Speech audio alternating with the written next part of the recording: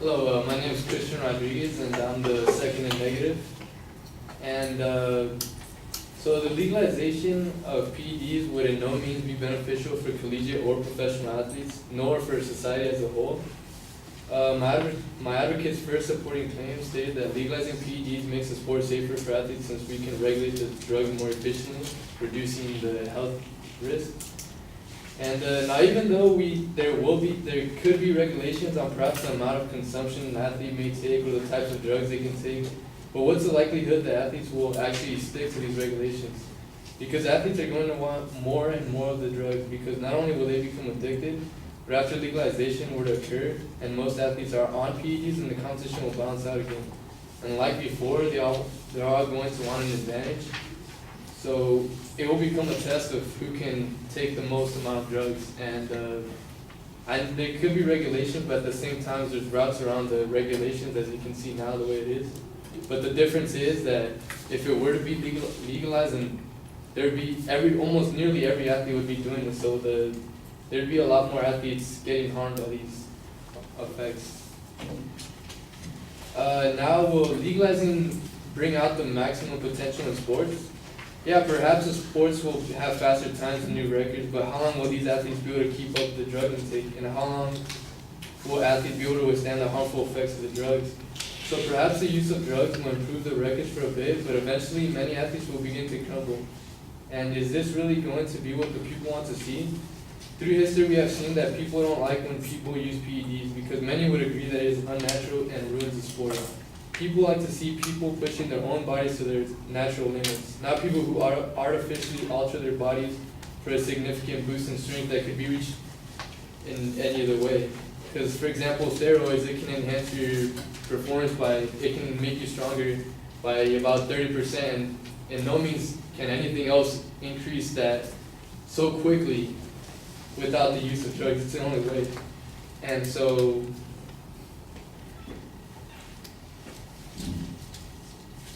yeah, so many people would agree that it's cheating, and people don't like cheating in any form, in any form of life, testing, anything. If you're cheating, it's looked upon very negatively.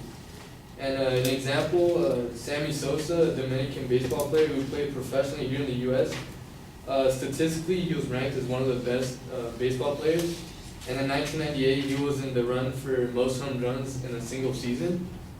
But a report in the New York Times revealed that Sosa had a positive drug test in 2003, revealing that he had used some type of performance-enhancing drug. The test done by Major League Baseball was supposed to be anonymous, but this information was leaked to the newspaper by an undisclosed source. The Congressional Committee decided against prosecuting Sosa for the perjury for his 2005 testimony. While he never faced legal action, Sosa still has a dark cloud hanging over his chances for making it to the Baseball Hall of Fame. The former slugger had impressive career statistics, but his alleged drug use will be a stumbling block for most voters. Also, on another website called debate.org, the question was asked, does the use of performance-enhancing drugs violate the spirit of the sport? And 100% of people answered yes. So it's pretty obvious that people don't like seeing athletes use the performance-enhancing drugs. So in reality, it may even lower the amount of people who come to these games, because they're just going to see all these players as just cheaters, and people don't like to see that. And if the legalization of PEDs were to occur, my advocates state that there will be an option whether a person uses a drug or not to take away the desire and bring more respect to the game. But the reality is that for those who don't use PEDs will not have a disadvantage. An article from Runner's World says, seeing doping as a moral rather than medical issue. If performance-enhancing drugs were allowed, they say, then it would be soon impossible to remain competitive without taking them, thereby eliminating from the pool of athletes people who want to maintain a healthy lifestyle. Allowing doping would create a rich get richer situation in which athletes with the resources to obtain the best drugs would increasingly prevail.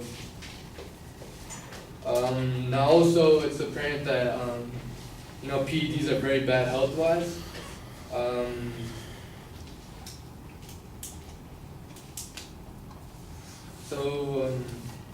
Not as high as thought. So it is apparent that right now some athletes have advantage due to the use of PEDs, but there are very few, according to theconversation.com. Each year, WADA gets data and analytical results from its accredited anti-doping laboratories. In 2009, there were 35 WADA accredited laboratories conducting a combined total of 277,928 analyses. A total of 5,610 samples, or 2.02% of the complete sample, produced either adverse or atypical findings. That's because some athletes are allowed to use substance for therapeutic reasons, so it would be incorrect to assume that the incidence of doping is 2.02%. In all probability, it is lower. And so right now, it's obvious that there's a low amount of people actually doping, and I think it's better to have just a few of those cheaters, and then having the possibility of them being caught. Maybe a few would slide by, but in comparison to having everybody doping, it would just be as if all the players were cheating. And another theoretical example would be in the game of football. Right now, as it is, as most athletes don't dope, football is already a really aggressive sport, and many people are getting injured, getting concussions and whatnot. And if we were to give these athletes performance enhancing, they would get substantially stronger, and that could potentially increase the amount of people who get injured.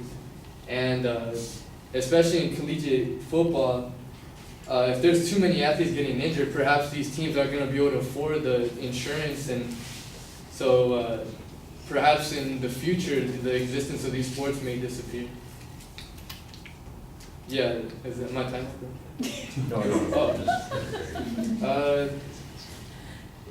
Yeah, so furthermore, there are many health issues, acne, pattern baldness, liver damage, premature closure of growth, centers of longer bones in adolescence, and and also these athletes are looked upon as role models by the younger. And so if all these professional athletes and collegiate athletes were to start using these PEDs, then children would start getting interested at a young age, and perhaps in high school they will start abusing it, and this can obviously have health hazards, and eventually parents, they won't allow their children to play these sports because they think they're going to get involved with these drugs, and so it can potentially maybe disappear many of the people who would play, but now they won't because their parents won't allow.